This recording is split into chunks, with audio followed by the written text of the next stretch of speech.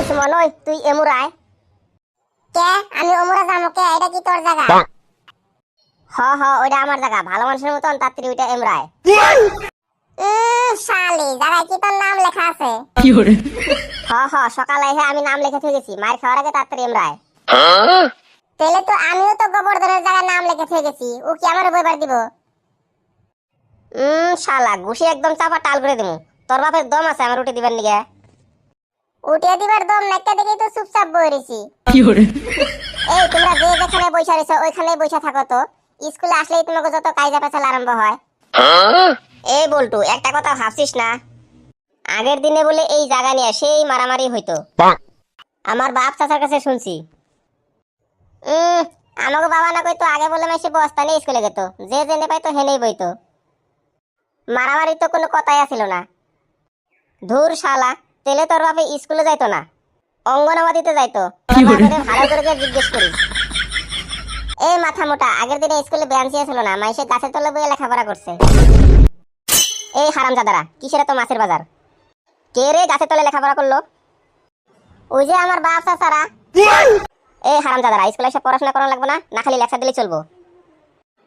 আজকে তোদের এক একটা খাওয়া বাইর করে দিবো। এই গোবর্ধন, তুই তো এই পৃথিবীতে সবচেয়ে চালাক প্রাণী কি? স্যার, এই পৃথিবীতে সবচেয়ে চালাক প্রাণী হচ্ছে গরু। এই হারামজাদা, গরু আবার সবচেয়ে চালাক প্রাণী কেমনে হয়? এটা ব্যাখ্যা করে দে। স্যার, বাংলায় একটা কথা আছে যে অতি চালাকের গলায় দড়ি। তাহলে তো স্যার রাস্তাঘাটে যত গরু দেখি, বেশিরভাগ গরুর গলায় তো দড়ি দেখি। তাহলে তো স্যার এটার থেকে প্রমাণ করতে পারি যে গরু সবচেয়ে চালাক প্রাণী। এই মাথা মোটা, তুই বস। এই সুমন, এবার তুই দাঁড়া। বলেন স্যার, আমাকে কি বলতে হবে? আচ্ছা, তোকে একটা সহজ প্রশ্ন করি। তুই বল, শাহজাহানের স্ত্রীর নাম কি ছিল? দেখুন স্যার, পড়তে এসেছি পড়বো, পড়া শেষ হলে চলে যাব, সবাইকে নিজের মতন ভাববেন না। আমি লোকের বউয়ের খবর রাখি না। ওটা হলো আপনার কাজ, আপনাকে না মাঝে মাঝে শাহজাহানের বাড়ির দিকে যাইতে দেখি। তাহলে আপনিই তো ভালো জানবেন। এগুলো তো দেখি পুরো বান্দর ছাওয়া। না, নিজের প্রেস্টিজ তো বাঁচাতে হবে, আর এরকম প্রশ্ন করা যাবে না। দাদা, তোকে আর কিছু বলতে হবে না। স্যার, জায়গায় হাত দিলাম নাকি? এই মধুসূদন, এবার তুই ক, মশা কত প্রকারের আর কি কি? স্যার, মশা হচ্ছে 9 প্রকারের। মশা আবার 9 প্রকারের হয় নাকি? তা কিভাবে 9 প্রকারের হয়, একটু বুঝে দে তো দেখি। স্যার, যে মশা গায়ে বসা মাত্রই কামড়ায় তাকে রাক্ষস মশা বলে। যে মশা দিনের বেলায় কামড়ায় তাকে সন্ত্রাসী মশা বলে।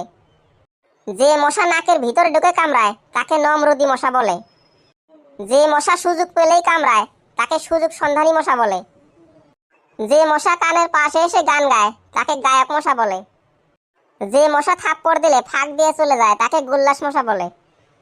যে মশা মুসুরির ভিতরে ঢুকে কামড়ায় তাকে মূর্খ মশা বলে।